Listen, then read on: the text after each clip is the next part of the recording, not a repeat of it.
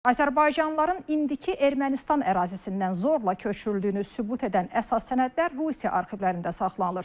Rusiyadakı xüsusi müxbirimiz ötən əsrin 40-cı 50-ci illərində Azərbaycanlıların Ermənistandan deportasiyasına dair arxivlərdəki sənədlərlə tanış olub. Bu sənədlər göstərir ki, Azərbaycanlıların əzəli torpaqlarından zorla çıxarılmasının səbəbi xaricdəki ermənilərin həmin ərazilərə yerləşdirilməsi olub. Arxiv sənədlərində Azərbaycanlıların zorla köçürülməyə qarşı çıxdıqları da öz əksini tapıb.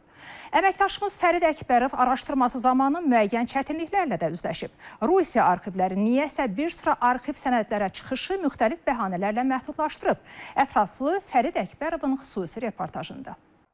Azərbaycanın əzəli torpaqları olan İrəvan, Zəngəzur, Göyçə bugün müasir Ermənistan ərazisi hesab olunsa da şimal qonşumuz Rusiyanın dövlət arxivlərində həmin ərazilərin Azərbaycana məxsus olduğunu sübut edən çoxlu sayda sənədlər mövcuddur. Həmin sənədlərdə Ermənistandakı yer adlarının toponimlərin Azərbaycana aid olması sonradan dəyişdirilərək erməniləşdirilməsi əks olunub. Eyni zamanda Rusiya arxivlərində 1948-1953-cü illərdə Ermənistandan Azərbaycanlıların deportasiya olunmasına dair çoxlu sayda sənədlərə də rast gəlmək mümkündür. Həmin sənədlər bugün Rıqaspi adlanan Rusiya Sosial-Siyasi Tarix Dövlət Arxivində, Rusiya Dövlət Arxivi və Rusiya Dövlət İqtisadiyyat Arxivində qorunub saxlanılır. İkinci Dünya müharibəsindən qalib çıxan Sovet İttifaqı yaranmış vəziyyətdən istifadə edərək Sovet Rusiyasının 1921-ci ildə könüllü olaraq verdiyi torpaqları Qars, Ərdahan və Artvini Türkiyədən geri almaq qərarına gəlir. Rəsmi Moskvanın məqsədi SSRİ-yə xaricdən kütləvi şəkildə gələn erməni repatriantlarının Azərbaycanlıların dədə-baba torpaqlarında yerləşdirilməsi idi. Amerika Birləşmiş Ştatları və Böyük Britaniyanın siyasi dəstəyinə arxalanan Türkiyə Moskvanın təzyiqlərinə tab gətirərək öz ərazilərini Sovet İttifaqına verməkdən imtina edir. Türkiyədən torpaq ala bilməyən SSRİ rəhbərliyi xaricdəki ermənilərin rifahı üçün qurban kimi Ermənistanda yaşayan Azərbaycanlıları seçir. Beləliklə Kreml 130 min Azərbaycanlını öz ata-baba yurdundan çıxarır. 1948-ci ildə 10 min, 1949-cu ildə 40 min və 1950-ci ildə 50 min, toplam 100 min Azərbaycanlının Ermənistandan Azərbaycana köçürülməsi planlaşdırılır. Əslində, deməli, bu proses çox da asan olmadı. Bununla əlaqədar olaraq 3 may 1948-ci il Ermənistan SSR Daxili İşlər Naziri Xaren Qriqoryanın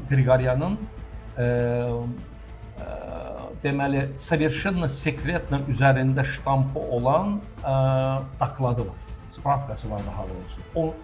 10 deməli, səhifədən ibarət. Orada bütün rayonlar üzrə əhalinin əhval-ruhiyyəsindən bəhs edir. Spravka göstərir ki, Azərbaycanlılar qətiyyən bu qərarı müsbət şəkildə qəbul etmirlər. Azərbaycanlıların doğma yurdlarından zorla qovulması 10 minlərlə ailə üçün əsl faciə demək idi. Mahiyyət etibarilə deportasiya olunmuş Azərbaycanlılar 2-ci Dünya müharibəsindən sonra Stalinin dünya ərazilərinin yenidən bölüşdürülməsi istəyinin girovuna çevrildilər. Rusiya arxivlərində Azərbaycanlıların Ermənistandan deportasiya olunmasına dair çoxsaylı sənədlər mövcud olsa da, rəsmi Moskva hələ də bu sənədləri ictimaiyyətə təqdim etməkdən çəkinir. Belə ki, TV xəbər yekunun Azərbaycanlıların deportasiyası ilə bağlı Rıqaspidəki sənədlərin video çəkilişini aparmaqla bağlı müraciətinə arxivdən sizi maraqlandıran sənədlərə çıxış səlahiyyətli maraqlı orqanların rəyi əsasında verilə bilməz cavabı gəldi. Rusiya Dövlət Arxivindən də buna bənzər bəhanə ilə həmin sənədlərin çəkilişinə icazə verilmədi və ümumilikdə arxiv sənədləri öyrənilməsi üçün təqdim olunmadı. Bununla belə Ermənistandan Azərbaycanlıların zorla köçürülməsi ilə bağlı arxiv sənədlərinin bir hissəsinin yerləşdiyi Rusiya Dövlət İqtisadiyyat Arxivində çətinliklə də olsa həmin sənədlərlə tanış olmaq imkanı əldə etdik. Bu arxivdə Azərbaycanlıların deportasiyası ilə bağlı unikal sənədlər mövcuddur. Həmin sənədlərdə Ermənistan Sovet Sosialist Respublikasının konkret olaraq hansı rayonlarından, həmin rayonların hansı kəndlərindən nə qədər Azərbaycanlı ailənin Azərbaycanın Kür-Araz ovalığında yerləşən rayonlara köçürülməsi, həmin prosesdə baş verən çətinliklər, problemli vəziyyətlər, Azərbaycanlıların ata-baba yurdlarından getmək istəməməsi qeydə alınıb.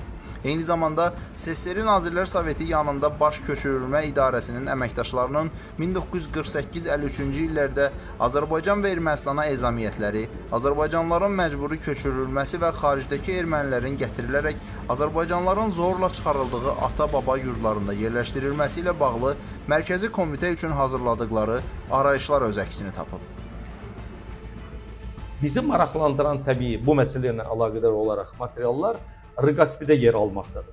Burada ən vacib, deməli, bizi maraqlandıran və bizim üçün böyük maraq kəsb eləyən fond 17-ci fondda təbii ki, Mərkəzi Komitənin fondu, 555-ci fond Stalin fondudur təbii ki. Deməli, bundan əlavə Mərkəzi Komitə ilə Azərbaycan Mərkəzi Komitəsinin, Mərkəzi Komitə ilə burada Ermənistan Mərkəzi Komitəsinin yazışmaları. Çox təəssüflər olsun ki, bu yazışmaları da ala bilmirik. Bu yazışmalara da bizim əlimiz çatmır. Bu yazışmaları da tədqiqatçılara vermirlər. Rusiyanın dövlət arxivlərində çoxlu sayda faktlara əsaslanan sənədlər olmasına baxmayaraq, bu ölkənin əksər tarixçiləri Azərbaycanlıların Ermənistandan zorla qovulduğunu inkar edir. Bu tarixi faktı deportasiya deyil, əhalinin köçürülməsi adlandırır. Tarix elmləri doktoru Nikolay Bugay 1948-53-cü illərdə Azərbaycanlıların Ermənistandan qovulmasının deportasiya olmadığını, sadəcə ölkə daxilində köçürülmə və ya məcburi köçürülmə olduğunu iddia edir. Если фактор переселения границы есть, Əgər köçürülmə zamanı dövlət sərhədini keçmə varsa, buna o zaman deportasiya demək olar. Sərhəd faktoru yoxdursa, bu köçürülmə və ya məcburi köçürülmədir. Azərbaycanlıların Ermənistandan köçürülməsi Azərbaycanda pambıqçılığı inkişaf etdirmək üçün Respublika rəhbərliyinin mərkəzi müraciəti əsasında baş verib. Sənəd üzərində bu köçürülmədir. Əgər Azərbaycanlıları yaşadıkları ərazidən zorla köçürüblərsə, o zaman bu məcburi köçürülmədir. Tarixçi Bugay ilə bir saatdan çox müsahibə apardıq, amma o inadla deportasiya faktını təsdiqləməkdən imtina etdi. Bu sözün əsl mənasında deportasiya. Yəni bunun başqa bir adı yoxdur. Çünki təkrar edirəm, əlimizdə 3 may 1948-ci il Ermənistan SSR Daxili İşlər Nazirliyi nazirinin Karen Qriqoryanın çox böyük bir spravkası var. O spravkada bir rayonlar üzrə göstərir və biz o spravkanı oxuduğumuzda görürük ki, əhali arasında çox böyük müqavimət var. Təbii ki, Rus tarixçiləri, böyük bir qism Rus tarixçilər bunu qətiyyən deportasiya adlandırmaq istəmir. Deportasiya adlandırmaq istəməmələrinin səbəbi ondan ibarətdir ki, deportasiya adlandırdığı təqdirdə o Rus tarixçisi sözün müəyyən bir mənasında, müəyyən bir anlamda o məsuliyyəti öz üzərinə almış olur. Yalnız Rus Elmlər Akademiyasının Ural bölməsinin Fəlsəfə və Hüquq İnstitutunun əməkdaşı, tarix elmləri doktoru Sergey Moşkinin 2020-ci ildə Tarixi Kuryer jurnalında çap olunan Unudulmuş deportasiya 1948-1953-cü illərdə etnik Azərbaycanlıların Ermənistan Sovet Sosialist Respublikası ərazisindən köçürülməsi haqqında məqaləsində tarixi həqiqət qismən öz əksini tapıb. Rusiyalı müəllif Moskvanın xaricdəki erməniləri Ermənistan ərazisində yerləşdirmək üçün etnik Azərbaycanlıları zorla ata-baba yurdlarından çıxardığını yazıb və müasir Rusiya tarix elminin bu faktın üzərindən keçdiyini, məlum hadisənin unudulduğunu qeyd edib. Əlimdə Azərbaycanlıların Ermənistandan hansı məqsədlə deportasiya olunmasına dair qiymətli tarixi sənəd olan Rusiya Federasiyasının dövlət arxivindən əldə etdiyim SSR Nazirlər Sovetinin 23 dekabr 1947-ci il tarixli 4083 saylı Stalinin imzası olduğu qərarı var. Bu qərarın 11-ci maddəsində açıq şəkildə deyilir ki, Azərbaycanlılardan azad olunmuş rayonlara, evlərə xaricdən gəlməkdə olan ermənilər yerləşdirilsin. Beləliklə, bu qərarın 11-ci maddəsi ilə Azərbaycanlıların Ermənistandan deportasiyasının məqsədinin tam mənası ortaya çıxmış olur. Əldə etdiyimiz məlumata görə, hazırda Rusiya arxivləri bu sənədə də çıxışı tədqiqatçılar üçün məhdudlaşdırıb. Fərid Əkbərov, İctimai Televiziyanın Rusiya bürosu, xüsusi olaraq İTV Xəbər yekun üçün.